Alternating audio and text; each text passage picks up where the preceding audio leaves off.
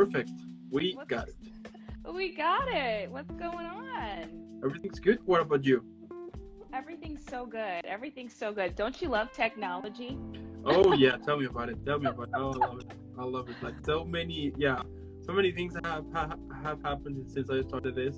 Like way too many. Right? It's just crazy. And I mean, I'm trying to get with it. Even before when I messaged you, I was like, wait, am I just supposed to, check, what am I even Googled it. I did a YouTube search, just a video just to watch and figure out like what I'm supposed to do so that when I come on this, I come correct. You know what I mean? Yeah. I feel like I still like half of my face is being cut off. Let me see if I can bring no myself worries. down a little bit so my fans, so they can see me.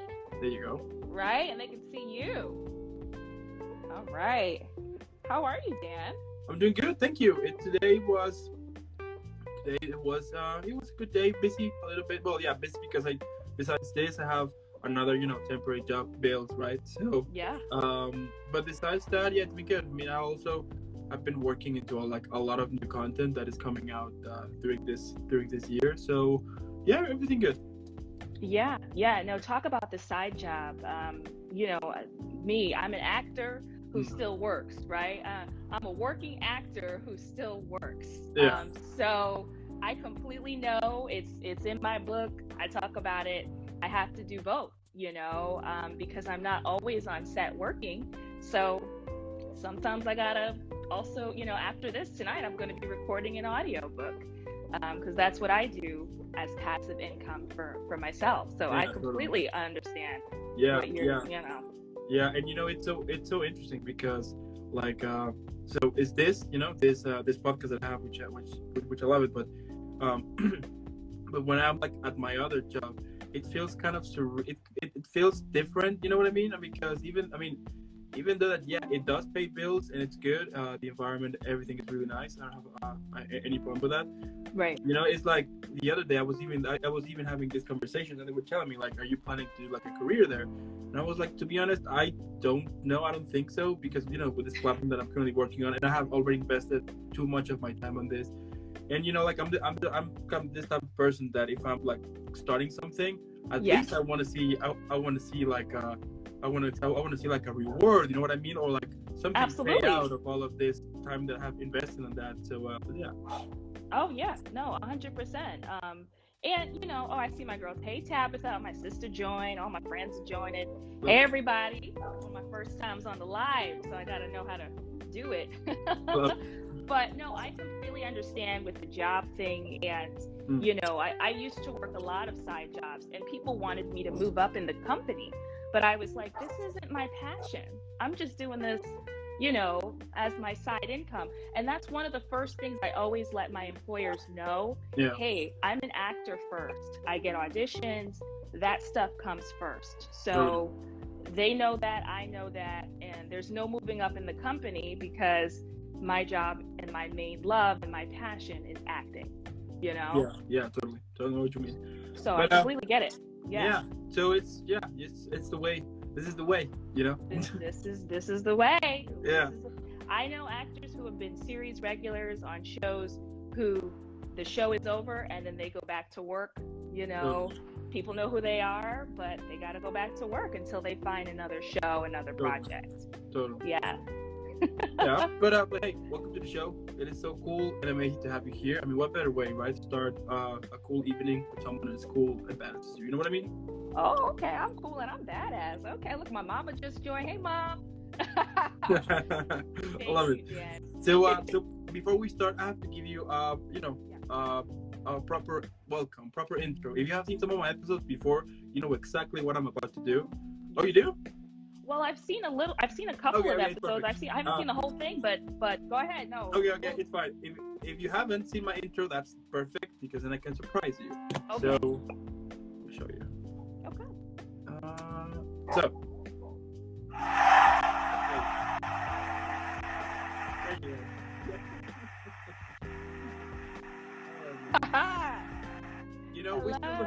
we still have like live audience yet, COVID and stuff. Plus we're still a small operation. We're just like growing, you know what I mean? So Oh, I love that.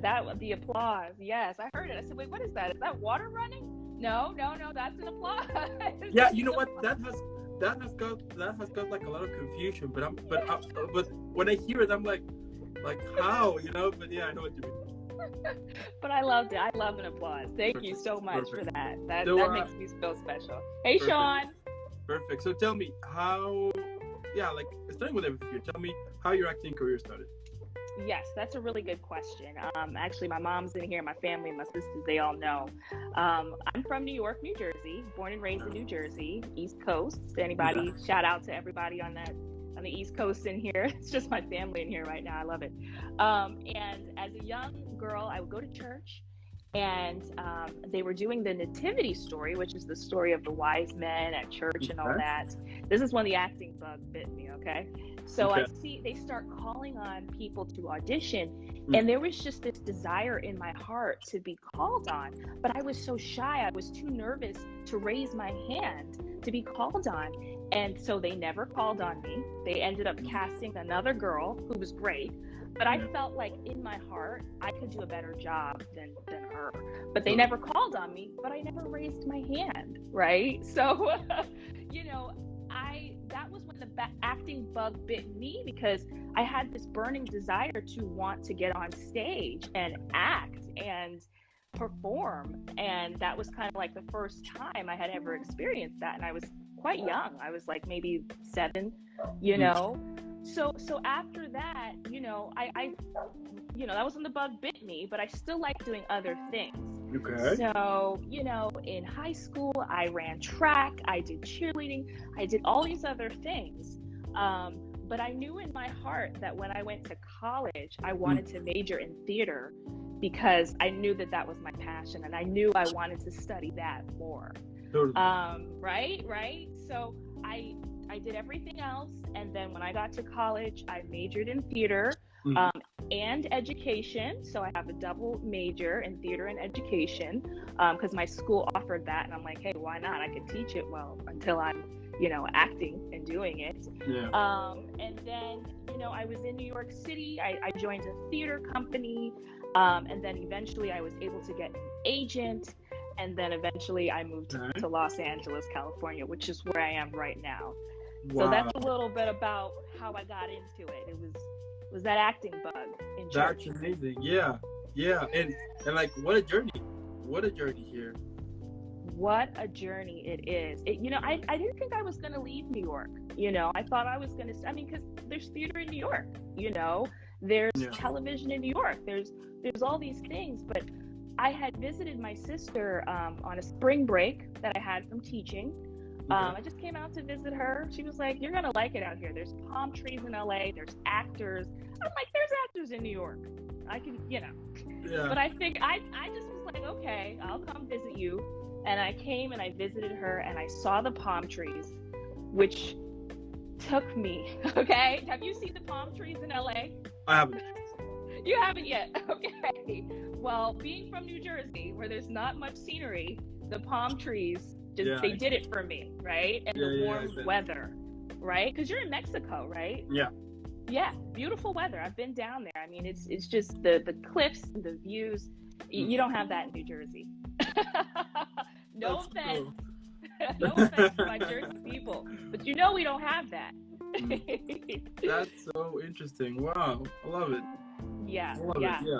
Yeah, but you know, for example, it happened to me the first time when I saw snow, for example.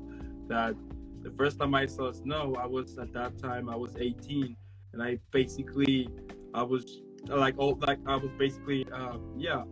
kid playing with snow. You know, I was like recovering from all of those years that I didn't have as a kid with snow. And it was so interesting because with other people that have seen snow all of their life, they were like, you know, like they didn't even care, like, or even like a little bit kind of disgusted because like everything gets wet, you know, it's awful. But I was just loving it. So yeah, I know what you mean. Yeah, it's like you got to dig out your car when you get to the point when you have to drive, and you know, if your car is covered in snow, you have to wake up earlier to dig your car out of the snow, turn the heat on, make sure it starts up. It's fun. When I was a kid, I loved going out in the snow, but then after being in New York for 25 years and dealing with snow and New Jersey, I was Totally. done. Yeah. I was done. Yeah, that makes sense though. Totally. But it's still a great place. Don't get me wrong. I mean, there's no place like home. There's no place for me like New York. The culture, the people, the talk, it's fast. It's, you know, I do miss that sometimes, like, you know, just the culture. But as far as the weather, I really appreciate California's weather a lot better. Yeah, That's that's my for preference. sure. That's for sure. And like, when you were like recently started with your acting career, like what were some of the challenges? Because I think that it happens to all of us, right? That whenever we are starting something, at first we just don't know what we're doing, you know, and it's a constant a mix of tryings and failures here and there. But like on your case, what were like some of those challenges? Yeah, it was definitely a challenge, especially being so young and having this desire put in my heart at such a young age. We had no idea how to get started. You know, my mom wasn't an actor, neither was my dad, you know, nobody in my family. So we didn't know where to start. And so, you know, my mom actually one day saw an acting class, you know, I think in the newspaper at John Harm's Theater, which is in Inglewood, New Jersey. She was like, hey, there's this class. It's for kids. It's your age. You should sign up, you know? And so I did it. And it was musical theater too. So it was singing and acting. And I realized later I'm a better actor than I am singer. Yeah. I don't know about you, Dan. Is it the same? Are you a better singer or a better actor? Or I mean, singing. I just leave singing for me, only for me, and that's it. You know, I don't want to break anybody's hearts with my singing. You know what I mean? Right. I'll leave it like that. Anybody's heart or anybody's ears. Yeah, maybe both. Yeah. Right? Yeah. I mean, I do like to do karaoke. My sister's husband's on here, and shout out to CP and Reese's. We do a little, you know, karaoke together. That's fun. But as far as making singing my career, it was definitely acting. That was, you know, the thing for me. I'm sorry, I'm seeing all these people on IG Live. I just see my best friend who popped in, and she also did the cover art, which is so cool. So what were we talking about, Dan? We're talking about, the challenges, right? Yes. The challenges. So yeah, we didn't quite know how to kind of get into it. So she had found that class. I was taking it. I think even in like 8th grade, she had seen a flyer for The Lion King on Broadway. Okay. And she was like, she brought me to it. I mean, she saw the flyer, she brought me, I went to New York, I auditioned. It was funny because I didn't get the script. They never sent me the script. So I get in the room and he's talking to me and I'm talking to him and I'm basically improvising. Yeah. And then he's like, that was really cute. I loved that. But do you want to try the scene now? And I'm like, the scene? I didn't get a scene. And so he gave me the scene and then I came back in with the scene. But that role required singing too, which I think my acting was great, but I think when the singing started, they were like, next, you know what I mean? So that was one of the challenges. We didn't quite know. I just figured I would go to school and learn how to be an actor, right? And that is why I did my degree in theater, to learn. But what I quickly learned after I graduated from college was that there was no one way to be an actor. It wasn't like, and I put this in my book, it's not like you're a doctor and you go to med school and then you do your residency and then you just become an actor. It's everybody's path is so different. You know, they're right. You know this, Dan. Some people have parents in the industry and they make it that way. Some people have parents in the industry and it still takes them longer.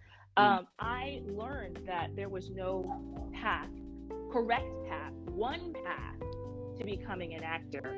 And that was a major challenge for me. Yeah. Wow. Major.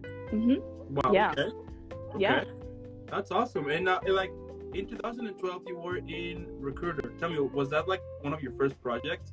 And what do you remember from those first experiences? Yeah, that's actually perfect because it goes right into that. Because I had graduated college, I thought that my school was going to prepare me to be an actor, and they prepared me to be an actor, but not how to get work and representation. Yeah, I know. Right? Yeah. You know, you've heard this before because you've done these interviews. And so I just picked up the newspaper was really popular back in the day. Now we have social media and all these other platforms, but I picked up Backstage, which is, I don't know if you've heard of it, but it's a newspaper or it's a magazine that actors can pick up and find different casting calls and stuff like that. It's still around today, but it's not as popular as some of the other sites like Actors Access, LA Casting, Casting Frontier. Anywho, I picked up backstage, I started submitting myself, and I started getting called in for stuff. And Recruiter was the first film that I had gotten. Well, I think it was the second, but it was the first film that I actually spoke. I had lines in. Okay. And it shot in New York City in Union Square, and the director, Sean Slater, loved my work and continued to cast me in the next couple of projects. That's awesome. And we developed a relationship, which that's how you do it. Yeah. There you go. I love it. That is so cool. Thank you. Yeah. So Recruiter was a scene. It was a short scene. We were in New York. We were outside. It was freezing cold. I think there was snow, Dan. But we were used to it. We had jackets, and I was arguing with my boyfriend in the scene, who's Kazi. I forget his last name, but he's out there doing work now. He's awesome. And I was nervous, but I kind of just knew my lines, and I was listening to what the director said, and I did it. I did it. There you go. Love it. Mm-hmm. Later on, you were in Subway Song, The Lottery, Smash, Empire, Gypsy, and Headshots. Headshots and Breakdowns. But tell me, how you usually prepare yourself for a character? I mean, I understand, of course, that depends on the role, right? But what usually kind of sets you up? What usually gets you into this kind of mindset to start this process? Yeah, that's a really great question. What gets me in the mindset to start the process? Because a lot of the films that you just listed were films that I had shot after, and a lot of them were directed and written and produced by Sean Slater, who did Recruiter. So he did Subway Song, he did Empire Gypsy. Some of my previous training is kind of more theater training, especially with the films that you just listed, because that was my first work. And I would kind of memorize the script first so that I had freedom to develop the character and experience new things. There's this thing, if you get stuck on the lines and you don't know them, that's going to hold you back so much. So once you kind of know the lines, and this is what we do in theater, it's different in film and TV, but this is what I was using because this is all I knew in theater on film. Once I kind of knew the lines, I was free to create stuff in the moment. I remember, I think on Empire Gypsy, I was playing a prostitute, and I knew my lines and I knew what was supposed to happen, but I don't think until I really got dressed in the character with the outfit and the earrings and the look, and I was here with this guy, that it really all kind of clicked and came to life for me. So that's something that I still do to this day, Dan, is that I kind of leave it open. I'll prepare as much as possible. I'll know my lines. I'll know what I need to look like. I'll create my objectives and my intentions and all these other things. But nothing is as real as when I actually am there with the other person on set and things are going. I can do as much prep work, but it's not as real to me until I'm actually doing it. And that's when I discover things. I get, you'll get surprised. Totally. Where'd that come from? In the moment, just like our conversation right now, I'm very, very present. And that's what you have to be in acting. You have to stay present, know your stuff, but be able to do different things in the moment, right? Totally. Yeah, and I think it is one of the cool things also about being an actor here, that you can also get the chance to be in so many different people's shoes. You know what I mean? Yes, absolutely. And you have to do your research when you are becoming the other people, to make it look natural too. Make it look like you actually would play this person. For me, it was a prostitute. I needed to make that look natural, And what are usually some of the things that you enjoy the most about preparing, but also playing a character? Yeah, some of the things I enjoy the most about preparing for the character, I would say, just the research, right? Recently, and we'll talk more about it, but I just did an episode of The L Word on Showtime, and I was playing a publicist.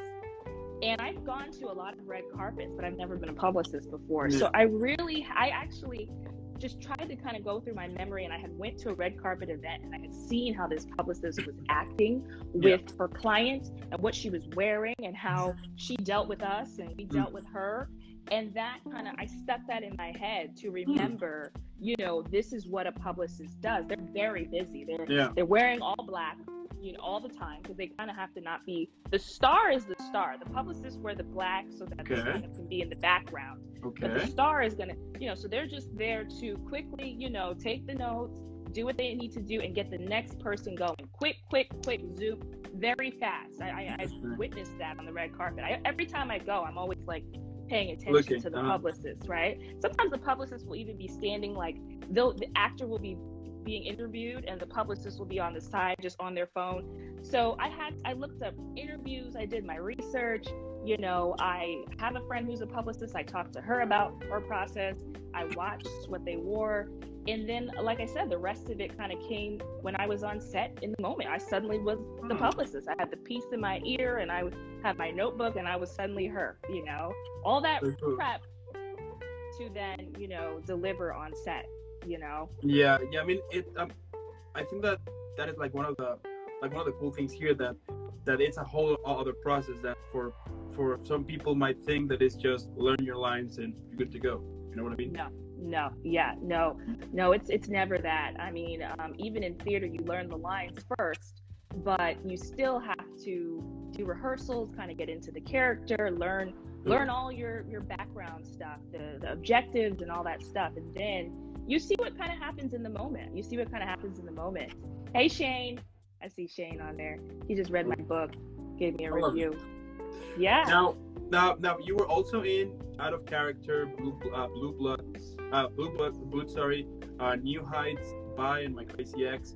But tell me, like, what do you think, like in general, what do you think it's important when you're in the process of storytelling? Yeah, what do I think is important in the process of storytelling? I mean, I this is a great question, because I think it's always good to make sure people understand what's going on. Now, I'm a member of SAG-AFTRA, which is the union, for those that don't know. It's the Screen Actors Guild, the union for actors. And I've been seeing some of these films lately, and some of them, my husband and I, we leave, and we have questions. We're like, so wait, that was his sister? She was in the bathroom the whole time? I didn't know he had a sister. So I think when I am taking on these roles, I want to make sure I'm understood. I want to make sure that people watched the scene or the episode or the movie or the commercial and understood what was happening and what was supposed to happen. Now, everyone has different interpretations of things, but I want to kind of get that clear message across. I don't like having people leave wondering what was supposed to happen in the scene, you know? So that's with those films that you've just listed, you know, even on Blue Bloods, if you guys watch my clip, it was real. People knew I was screaming for the police because I had just witnessed a stabbing in my building.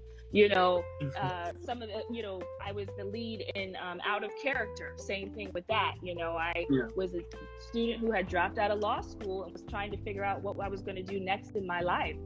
That was real. People understood that and saw it, and there were no questions. Nobody left like, so did you leave law school? Yeah. Right? Like, it's not a pet peeve of yours too, Dan? Like, does that bother you when you leave a movie or a show and you have questions? You know what? It does, because I remember that it has happened to me sometimes. Like, I will watch a movie or even like a TV show, like this episode, and then by the end of it, I just remain like what just happened? Or like, wait, but you know, like all of that type of confusion. And I also ended up like watching another time because I was like, okay, what if I was probably distracted? You know, maybe I got like distracted of it. So let me rewatch it just to be sure. But yeah, most of the times I'm like, I watched it 2 times, still happened the same thing. So I don't know what's going on. So yeah, I know what you mean. Yeah. That's what I don't want. That's what I don't want in my acting. I always want people to understand me and know totally what's going on in all of those projects that you just mentioned. Totally. And also I think that at the end of it, like the main goal here, right, would be like to make that character relatable. You know what I mean? To make it feel the audience to be like, okay, I can totally see like Absolutely. I can totally see that character walking down the street, or I can totally see that character, just just like having like a regular chat, Absolutely, 100%, totally, Dan. I mean, you're nailing it on the head, totally, completely. Yeah, I mean, you definitely want to be understood, and you want people to understand, what you just did. It's got to be like my best friend just put, clarity. It's got to be clear. You know what I mean? Totally. And like from all of your different performances at the moment, like which one has been like the deepest learning curve? Like let's say like the performance that you learned the most lessons from. Yeah. Well, I guess to bring it back to Out of Character, which was the one that I played the lead, and I played. It was a web series written by Joanne Gorelick. This was a character that was so close to me, like what you were just saying. It was believable. You could actually see me as this role. You know what I mean? And it was a web series that we only did 3 episodes, but I had a lot of work to do as the lead character. I was in pretty much almost every scene. So I had to be on point. I had to know my scenes. I had to know the other people's scenes. I had to know what was going on. I had to talk to the director. I had to talk to the writer. I had a lot of stuff on me. Whereas sometimes when I do like a 1 or 2, or if I'm just kind of appearing on a show for an episode, there's not as much weight and pressure, right, on me. So I think it was a challenge, but it was a new challenge to be the lead and to have so much responsibility. And I rose to the occasion. And those are the types of challenges that I love, right? The ones that you can rise to the occasion and actually, okay, this is new to me. I don't know what this is, but I've learned how to do it. And now I can take this skill and move on with it. Those are the challenges that I prefer. Some of the ones that I'm doing 1 or 2 lines, okay. But that show, you could really see this character's arc from the beginning to the end. And it was a challenge to carry the show, is what that's called. I was carrying the show, but it was so good. I understood the assignment. That's one of the quotes, like I got it, and it was great. Yeah. I mean, I've had other challenges on set because I'm not always on set. So sometimes when I'm on like bigger budget shows, people know that, okay, you do your scene, you're going to do another scene. So go back to your mark. If you're not always on set, you might not know that. And then, but it's just something that you learn, right? You're like, how are you supposed to know if you've never done it before? You get on set and you learn how to do it. And then now you know, right? So there are challenges in everything because I don't know everything, but I learn it and I remember it and I execute and I move on. That might be the teacher thing in me. That's how you show you've learned it. If somebody teaches you something and you can execute it back, you can show it back, that's how you know you've learned it. There you go. So yeah, that's what I do. That's amazing here. Now, this past few years, you have been involved in even more projects. I mean, you're basically killing it here. Thank you. So you were in the L World, Generation Q, American Gangster, Trap Queens, X-Cycle, and The Weird City. But like, tell me, like in general, what has been like some of the highlight moments on your career? Yeah, I think it's always cool working with celebrities. Working with actors that you've seen on television before or that you're huge fans of, and then you're right next to them acting with them. And you're playing with them too. You're checking in on them and what they're doing and what you're doing, and like you're like, hey, I can do this. I got this. So it was a challenge is because I'm always nervous because I think, I get kind of nervous because I don't know what to expect. But once I get there and I know what to do and I know what's going on and I know my blocking, I get over my nerves, I feel good, and I play in the moment. And I play with the other actors. And when I say play, I just mean like we know what we're supposed to do and now we just have fun. Because I think that's one of the most important things with acting is having fun. That's why we do this. It's not to feed our ego, or not me. I don't do this to feed my ego or anything like that. I do it, like you said, to help others experience catharsis, to help others cry, to help others laugh, that is why I do this. It's not for me. It's to help other people. I love this. Right? That's the whole point of us doing this. It's like, it's art. I always say, like, if I was a painter, I would use my art to heal people. Well, I'm not a painter. I'm an actor, and I use my acting to heal people, to help people, whether that's laugh or cry. So, yeah, and we need to do that. We need to do that more, especially in these times, Dan. Especially in these times, yeah. You know what? Just recently, I saw this quote that it was saying that if you are going to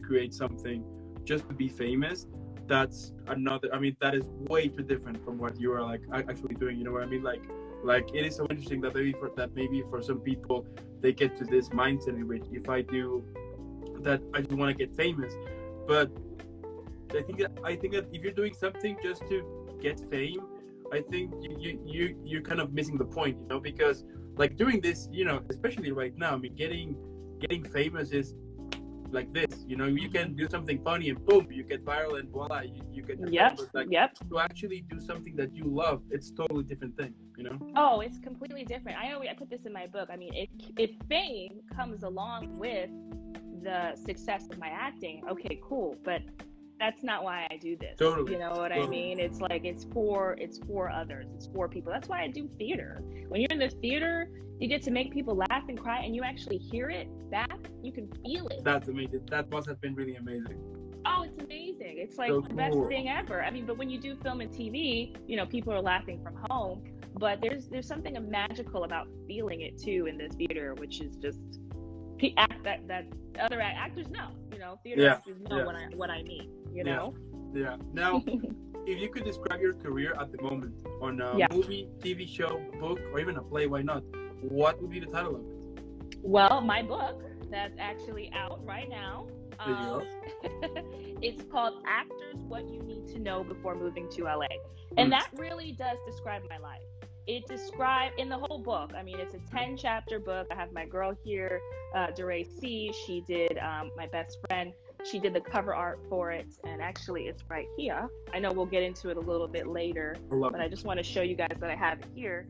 But that's the title. That's the title of the book. It would be Actors: What You Need to Know Before Moving to LA. And in the book, I talk all about basically all the questions that you've asked me. Why I started acting, how I got an agent, how I moved, why I decided to move to LA, the palm trees, right? Who could forget? Why I love acting to help and heal others, not for myself. And just everything you need to know when you get here too, like casting directors, agents, managers, patience and positivity, which is one of my favorite chapters, because like we said, it doesn't happen overnight, Everybody's story is different. Totally. The people that it happens overnight for, that's the exception. For the rest of us, we got to get out there and we got to work hard, right? And that's what I say. And there's a lot of things that are out of our control as actors. You can do a great audition, you might not get the role, but let's get you ready with my book, and prepared for your opportunities as much as you can. And that's what my book does. It gets you as prepared as possible for your next opportunity. So at least you have your headshots ready. At least you have your resume ready. At least you have, so that when opportunity comes knocking, you're like, hey, here we go. The worst thing you can do is not be prepared. Totally. Because the opportunities, as you know, Dan, they come and they go. Yeah. Sometimes they don't come back. They come back. Yeah, I know what you mean. I think we all have this. I think we all have this moment in our lives that we blew an opportunity, and we're like, it happens though. Absolutely. And sometimes they come back, but sometimes they don't. Yeah. So that's why you got to have everything in line, or as much as you can, so that what Danya said. You're late if you're not prepared. That's absolutely. Amen to that, because. Whew, there it goes, and you might not see it again. Perfect. Now, before we continue, let me just charge my phone, because it's about, I just noticed that it's about, it happened twice already, and it's horrible. Oh, no worries. I'm like, I charged my phone. I was talking to my mom before. I'm like, Ma, I gotta go. I gotta charge my phone so that. Yeah, mine was charged as well, but I've been having these issues lately with the battery that it just like runs out like super quick, so. Yeah, no. Me, you know what? Me too. I think it was the new update, Dan. There was a new update that happened on these phones, and ever since I did that, Oh, it's been so slow. I have to kind of close out of all my programs. I have to have the brightness turned all the way down. That new update, it killed it. Hopefully they can fix that. I hope that too. Now, I mean, now that you mentioned your book, I mean, tell me, like, where the idea to create that came from? Oh, that's such a great question, Dan. The idea was those two things. It was first that I found that there was no blueprint for acting and how you become an actor. So I had people, and this is the second part of that. Every day I would wake up to text message questions from my friends, family, people that I had met, just about acting. Like, hey, how do I get a headshot? Or what's an agent? Do I need one to end up acting? This was what we were talking about with the challenges and stuff. Yeah. And the pandemic happened, and I finally had time to write it down in a book. Because I kept saying to myself, like, when I get some time, I'm going to write this in a book. When I get some time, I'm going to write this in a book. And I finally got the time. I mean, that was good and bad, obviously, what happened, but it was some good time to get home. And I just sat down, and for a couple of months, it took me a couple of months, I wrote this book, just so I could help actors and people, maybe even people that are considering acting, people who have never acted before, people who, this is another thing, family members. Some family members don't know what actors do. You know, they're like, you're an actor? What you know, you go on Thanksgiving or Christmas, like, well, what have I seen you in, right? That's like the number one question. You've heard that before. So this book is to help everybody understand what it takes to be an actor and what your child is doing who is calling themselves an actor, who, you know, is doing all these auditions, and you're like, well, how come they're not booking anything? Well, hey, pick up this book and you'll find out why. You know? There you go. Because there's so much more that goes into it. I'm sure you know that, Dan, right? With the people that come on here.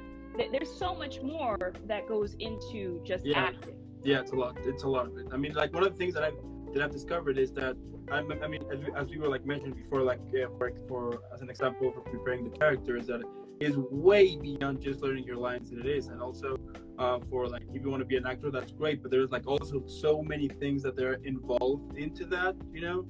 That for some people might think that, for example, I was having this conversation the other day, that we will see sometimes, right, in these huge franchises, we will see then this actor or actress, and then everybody will be saying like, this guy came out of nowhere. And the thing is that no, I mean, what you're seeing there is the result of a very long journey that, you know, that with ups and downs in order to get where that person is. So it's things like that. Yeah, the perfect example of that, I say, is Halle Berry. People don't know that she was homeless at one point in her life. It's on Wikipedia. You know, she was a beauty queen, and then she decided she wanted to do acting, and she took classes, and she moved to New York, and she got to the point where she was staying at like one of the YMCA homeless shelters. And now look at her career and her success, right? But people don't talk about that. Did you even know that part of her career? I did. Right. There you go. Right. It gets brushed under the rug. All of the stuff that we have to do, all the stuff that is required, or what we go through financially. We were just talking about side jobs, you know, the family, what you got to tell your family, like what you got to tell people, just the whole thing, the money, the headshot, the resume, the classes, it's not cheap. It's really not cheap. So absolutely 100%. People don't know the full story. They think people just blew up overnight. But if you really research them, or if you talk to them, you'll find out there's a lot of stuff going on. Yeah, exactly. And like, for those who want to get your book, where can they get it? Absolutely, great question. Here it is right here, the cover art, just showing it there one more time in the glare. Actors, what you need to know before moving to LA. You can purchase it on Amazon right now. And what's really cool about that is it's $12.99. It's the paperback. It's a 5x8 book. It's small enough that you can fit it in your pocket, and you can take it out and reference it when you need to know what to do, right? I had a friend tell me today, he keeps it on his bookshelf. He says when he has a question about something, he reaches to his bookshelf, he turns to the chapter, and he reads it and then he knows what to do. And I said, well, that's exactly what the book was made for. You can also, on Amazon, you can get the Kindle version, which is $9.99, and the audio book for those of us that like to do audio and listen on the go. And that's only $6.08 on Amazon. And it's really cool because even with the Kindle, you can read the Kindle, it highlights, okay, and you can hear me narrating, because I narrated the book as well, because I do audiobooks. You can hear me narrate, or like my mom, who's like, I don't want to hear you, I just want to read the book. You can turn off the narration if you don't want to hear me anymore, but I think I sound pretty nice. But anyway, I'm getting hearts. People are putting hearts. I love it. Hey, Jesse. That is really cool. And if you could describe your career, but now on a drink, which one would you choose? Well, I'm going to have to choose my favorite, which I'm sure people have enough. My friends and family can start to type what that is. It's a Tito's Mule, okay? It's a Tito's Moscow Mule. So it's Tito's vodka. Y'all know what Tito's is. It is lime and ginger beer. And I'll tell you how to make that. You do the Tito's first, do maybe 1 or 2 shots. You do the lime, you either shake it or stir, and then you pour in the ginger beer afterwards. Because if you pour in the ginger beer and shake it, it'll fizz and fly all over the place. So it's a very careful drink. And then you can sip it in your Mule glass. And I'll probably have one tonight, although it's not the weekend. I've been trying to only do it towards the weekend. So that is my life, because I think it's very careful and it's very calculated, right? That drink, if you do the ingredients at the wrong time, it could be a hot mess. Okay. Which is me some days. But if you make the drink right and you follow the instructions, somebody's putting Tito's Mule wine spirits, that's where you can buy it. My uncle got me onto that. It ends up tasting amazing. And I think that is what my performances are. You know, it could be chaotic and whatever. I learn all my stuff, but it's careful, it's calculated. And by the time I get there, it's tasty. You know, it's entertaining. You understand it. You don't have any questions. I love it. That's cool. That's cool. And if you have too many, you're just gonna be like completely out of, like, in another universe. Love it. That could happen too if you have too much Tito's. Yeah, that has happened too. You know, it's just it could fizzle everywhere. But then you just get back on your horse and you just keep riding to the sunset. That's what you do. The Sunset Boulevard in Hollywood, just right up the street, right? When you move to LA. That's awesome. That's so cool. How about you? What's your drink, Dan? Mine? Oh. Yeah. So, I mean, one time, so, all right, so there's this drink that I tried, that I have only tried once in my life, and it was brutal. So it was basically a shot of mezcal, but with Tabasco on it. Ooh, because those are already spicy. Wow. Oh yeah, I mean, if you're gonna drink that, make sure that you already eat. Make sure that, because when I tried that during that day, I used to work in so it was like, I mean, that is like almost like 10 years now, and I used to work in this bar. You know, I was like just finishing high school, starting to go to college, and then I was working in this bar, and then it was, I think, a Tuesday, and then this friend of mine was like, he was a bartender, and he was like, hey, do you want to try shots today? And I was like, are they free? He was like, yeah, of course they're free, because I need to. I mean, the owner told me to find some new shots, and I'm bored, and you know you're here, so there's no people, so we can do it. And I was like, okay, that sounds like a plan. So we tried those, and I remember that one specifically was strong, because like literally when you drink it, you will feel like literally how the Tabasco is going through your stomach. Ooh. And at the end, like once it's in the stomach, if you don't have anything, then it's gonna basically literally make you like blow. Totally. And it's just super strong. But like one of the things here is that, because they asked me that question once, and I said that shot, and they were like, why? I was like, well, the reason why is because when I started this project, it was basically without not knowing what to expect. and like the more that and like once I did like that first episode that I did, I was just like sweating. I was super nervous because also that like one of those first episodes, it happens to be with this actress, and I'm a huge fan of her work. So it was even I was like even super nervous because I was like, okay, I need to make sure that everything works perfectly. But at the same time, I was like, like nerding out because I'm like a huge fan of. So I was like trying to remain cool. So it was just literally an explosion there. So I would say that's how everything is described. But like now, I would say it's just, I would say that it's a Long Island tea, like right now. Okay, you mean like a Long Island lemonade tea? That one? Okay, so those are strong. Those are like mixed with a lot of different things. Okay. So some people can sip on those. So right now it's more relaxed. Now it's good. It's still a work in process, of course. But yeah, so I would say those two. But yeah, just in case whoever's watching this, if you're gonna drink mezcal with Tabasco, please eat something first, because I mean I'm not gonna say what happened later, because that's for another time. But yeah, it was horrible. Probably the same thing that happens when you have several Moscow mules. Probably the same thing, right, Dan? Yeah. I mean, I'm gonna leave it like this. That bad was it that even the taxi driver bought dinner for me. Because you needed it. Because you needed food. Imagine that. I was like, I remember that he looked at me. He was like, "Oh boy."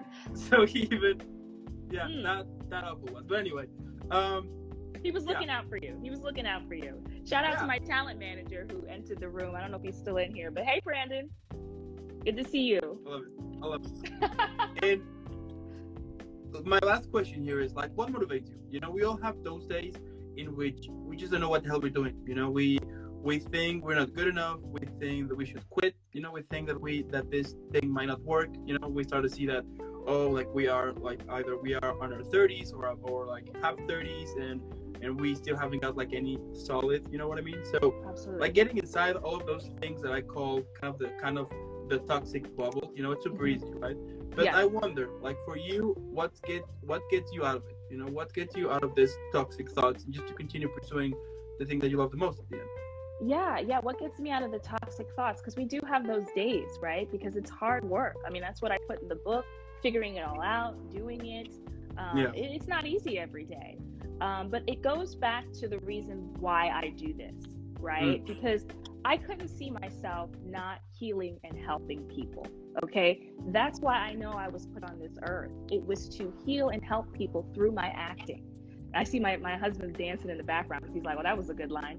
But that is, I couldn't continue to live my life just working at a cubicle desk, not using my gift that I was so blessed with to help other people. I can't just let this gift just sit as I sit behind my desk. I need in my heart, and I feel that I want to help people feel catharsis, help people laugh with my gift. So when I do have those days when I'm down and I'm like, how am I going to do this? Or this is a lot or that or whatever. I just go back. I calmly meditate. I get quiet. And then I go back to the reason why I do this and why I started doing this in the first place. And I can never, ever go back to I've never worked a 9-to-5 job or behind the desk at the cubicle. But I knowing who I am, I couldn't do that, So that when I tell people, I'm telling the people that are on here right now, everybody in the world, when you have those days, it's fine to have those days, but pick yourself up and remember the reason why you're doing this. And that will motivate you to move on with your journey and continue. Wow. Yeah. That's epic here. And because of that. Oh, another sound effect. I mean, because of that, I will drop the mic. I mean, I'm not going to drop this, of course, but you know what I mean, right? Yes. Woo! Mic drop. But it's really cool. I do think that, at the end of the day, I love what you do. I think it is really amazing what you're doing, and the fact that you're like putting like too much, like so much passion to it. It is amazing, and also I think it speaks super well. But also that we know now that for the next time we will see you either in this huge franchise or movie or even a TV show, we will know. I mean, we can be certain that your character is gonna be super well prepared, and that's amazing. Absolutely. I'll be calculated just like that Moscow Mule. I love it. And well, also, I want to thank those for watching. I mean, thank you so much. If you're watching this right now, thank you. If you're watching later here or on YouTube or even listening on Instagram or on Apple Music, make sure that you're following Krystina in all of social media. If you already do, fantastic. What you're gonna do now is that we're gonna make her trendy. You know, let's share content. Let's leave a million likes. I mean, let's put hashtag Team Krystina. And let's make sure everybody knows about this amazing, talented actress that I just spoke to. And Krystina, before I send you off, I need to send you off properly again. So here goes the sound effect again. So. Yes! Thank you! I'd like to thank... No, I'm just kidding. And keep killing it. And I'll see you in the next one. That sounds great. Thank you so much for having me, Dan. Hey, everybody, friends and family, thank you so much for joining. You guys know where to get my book. You guys know how to contact me. So thank you for being here. God bless. And never give up on your dream. Right, Dan? There you go. Have a good one, okay? You too. Take care. Bye. Bye.